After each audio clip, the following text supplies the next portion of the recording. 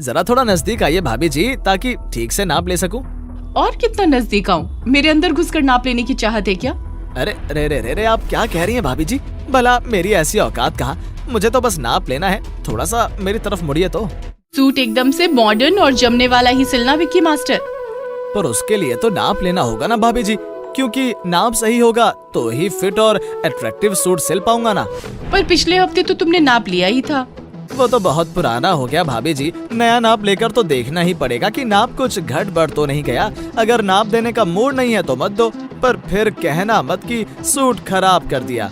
अगर ऐसी बात है तो ले लो नया नाप, बट सूट एकदम से फिट एंड फाइन हो, समझे? नैन्सी के ये कहते ही विक्की मास्टर की तो जैसे लॉटरी लग जाती है।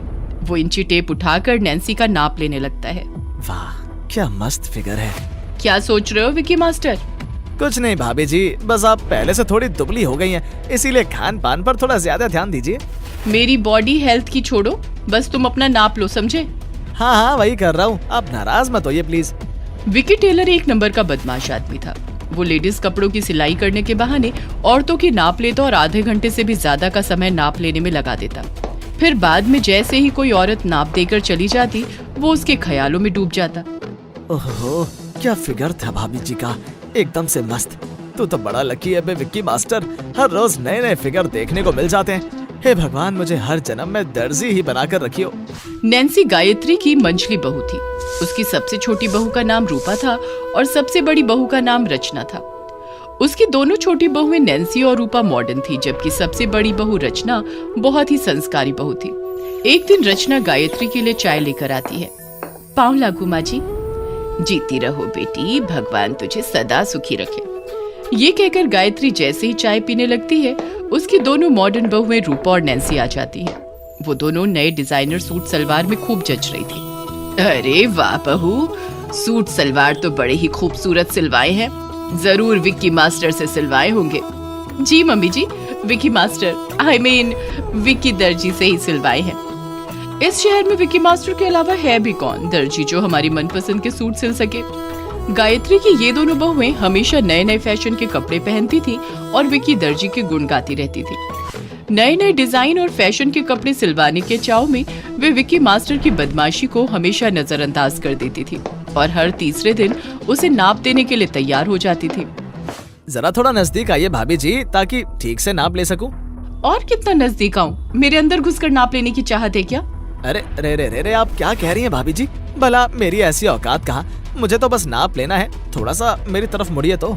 गायत्री की छोटी बहुएं जितनी अधिक मॉडर्न और फैशनेबल थी, बड़ी बहू रचना उतनी ही सादी और संस्कारी थी। वो हमेशा साड़ी पहनती और चेहरे पर घूंघट तान कर रखती। इसीलिए एक दिन गायत्री ने कहा, रचना बेटी, तुम क्यों गए जमाने में जी रही हो? हमेशा साड़ी और घूंघट में परेशान हो जाती होगी। तुम भी एक दो सूट सलवार सिलवा लो। मैं ऐसे ही ठीक हूँ माँ जी।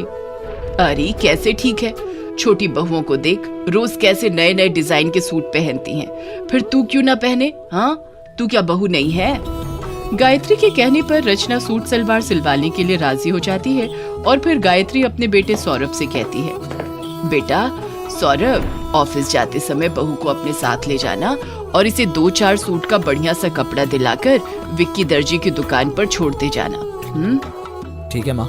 गायत्री के कहने पर सौरभ रचना को अपने साथ बाजार ले जाता है और उसे सूट सिलाने के लिए कपड़ा दिलाकर विक्की दर्जी की दुकान पर छोड़ देता है।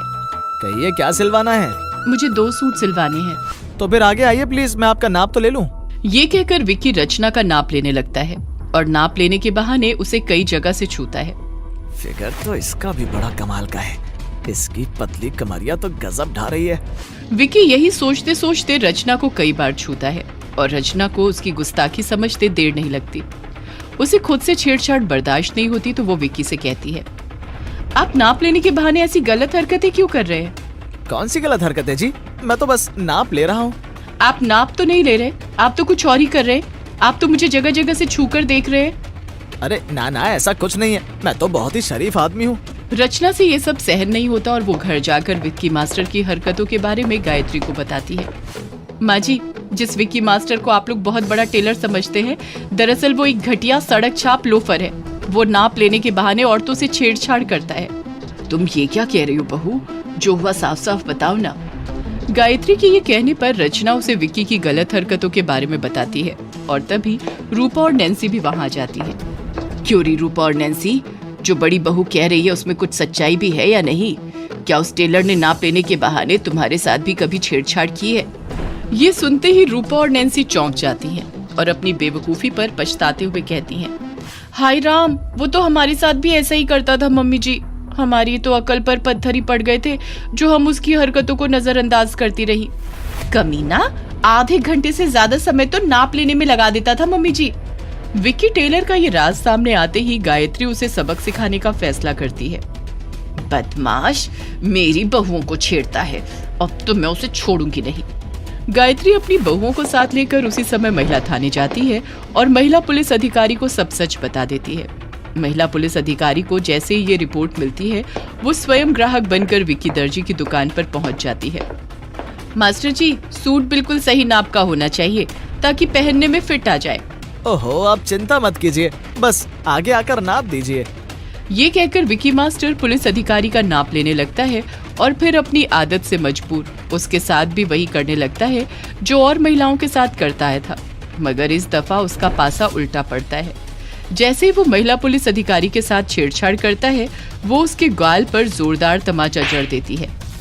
बदमाश, टेलरिंग की आड़ में महिलाओं से छेड़छाड़ करता है, तू जानता भी है मैं कौन हूँ? आप कोई भी हो, मुझे क्या? अच्छा, तुझे क्या? एक बार थाने चल, फिर तेरी हड्डी पसलियां तोड़कर बताती हूँ कि मैं कौन हूँ। ये कहकर महिला पुलिस अधिकारी द्वारा विक्की दर्जी को गिरफ्तार कर हवालात में डाल दिया जाता है और इस तरह उसकी अक्ल ठिकाने आ जाती है। वो अपनी गलत हरकतों पर पछतावा करता रह जाता है। तू बिना कपड़ों के नहा रही है तो तुझे शर्म नहीं आ रही है, और कपड़े पहनकर नहाने में शर्म आएगी। सामने परियां आ रही हैं। विमलेश बाबू, ये लड़की कौन है जिसने स्विमिंग कॉस्ट्यूम पहना हुआ है? अरे शर्मा जी की बहू है, शहर की छोरी है। क्या बात है, आज हम इसका ही वीडियो बनाएंगे। गांव का तालाब विद शहरी तड़का। रीता, वो लोग कौन है? बड़े आवारा लग रहे हैं। मुझे लग रहा है कि वो हम दोनों का वीडियो बना रहे हैं। छोड़ो भाभी, ये रोज की बात है। ये जमींदार का लड़का है जो अपने दोस्तों के साथ रोज यहाँ आता है। इसे मजा चखाना ही होगा। रीता, यहाँ बाथरूम कहाँ है? मुझे नहाना है। भाभी, हम सब गांव के तालाब में नहाते हैं। अरे ये गांव है गांव, यहाँ तुम्हें बाथरूम नहीं मिलेगा। तुम तो लकी हो कि पापा ने टॉयलेट बनवाया हुआ है। ओह माय गॉड, तालाब तो ओपन होता है, वहाँ कैसे नहा सकते हैं? तुम लोग को कोई दिक्कत नहीं होती? रीता का चेहरा उतर जाता है, लेकिन फिर भी वो हंसते हुए कहती है, अरे भाभी, आप तो इसे स्विमिंग पूल समझो। गांव की सभी औरतें इसे स्विमिंग पूल में नहाने का मजा लेती हैं। Very funny. एनीवेज, कोई ऑप्शन तो नहीं है, तो फिर चलो। सौम्या अपना स्विमिंग कॉस्ट्यूम पहनकर तालाब में कूद जाती है। गांव की औरतें थी, उसे देखकर बातें करने लगती हैं। हाय दैया, ये क्या? शर्मा जी की बहू ये क्या पहनकर नहा रही है? गौरी भाभी, शहर के चोचले हैं, तुम न समझोगी।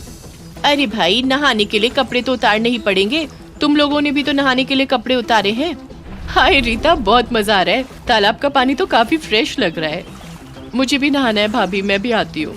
रीता नहाने की तैयारी करने लगती है और बाकी गांव की औरतों की तरह अपने शरीर पर एक कपड़ा बांध देती है। ये क्या, तेरे पास स्विमिंग कॉस्ट्यूम नहीं है? मेरे बैग में एक और कॉस्ट्यूम रखा है, तू उसे पहनकर आ जा। छी छी, मैं ये नहीं पहन सकती भाभी, मुझे तो बड़ी शर्म आएगी। कमाल है, तू बिना कपड़ों के नहा रही है तो तुझे शर्म नहीं आ रही है, और कपड़े पहनकर नहाने में शर्म आएगी। वाह वाह, तुम गांव वाले। ओके।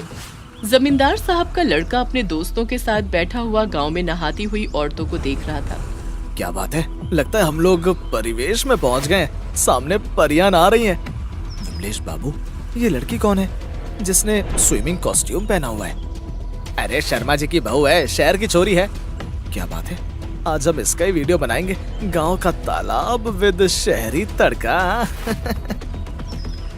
रीता, वो लोग कौन है? बड़े आवारा लग रहे हैं। मुझे लग रहा है कि वो हम दोनों का वीडियो बना रहे हैं। छोड़ो भाभी, ये रोज की बात है। ये जमींदार का लड़का है जो अपने दोस्तों के साथ रोज यहाँ आता है। इसे मजा चखाना ही होगा। कल इसका नशा उतार लूंगी।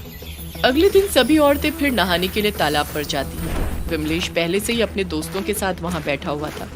मिस्टर, ये औरतों के नहाने की जगह है, यहाँ पर आपका कोई काम नहीं है। अरे भाभी जी, आप आराम से नहाइए, हम तो आपकी रखवाली के लिए यहाँ बैठे हैं, आपके लक्ष्मण। चलो भाभी चलते हैं, बेकार में किसी के मुंह मत लगो। देखिए कितनी समझदार है आपकी ननद, जानती है अगर इसने मुंह खोला तो आप सबके वीडियो यूट्यूब पर वायरल हो जाएंगे। रीता सौम्या को खींचती हुई वहां से ले जाती है। भाभी ये लोग बहुत खतरनाक है, इनसे मत उलझिए। आभा भाभी ने इनसे उलझने की हिम्मत की थी तो इन्होंने उनको बर्बाद कर दिया। मुझे सच सच बता क्या हुआ था?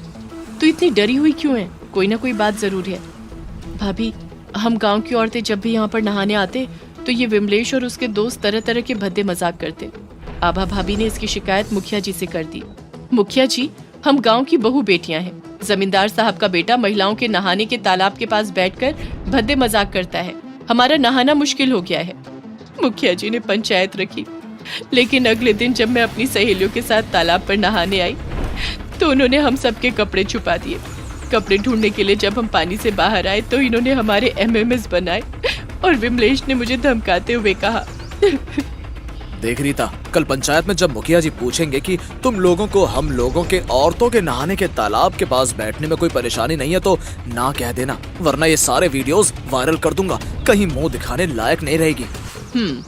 ठीक है, अब तो चिंता करने की कोई बात नहीं है।